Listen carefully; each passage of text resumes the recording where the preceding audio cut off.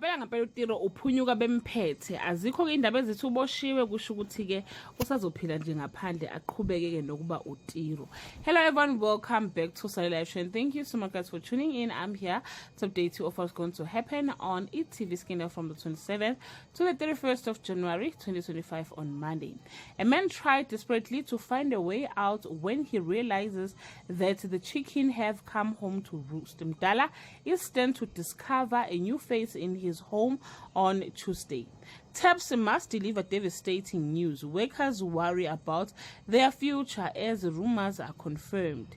A young man is left questioning his health when he experiences sudden and excruciating pain on Wednesday.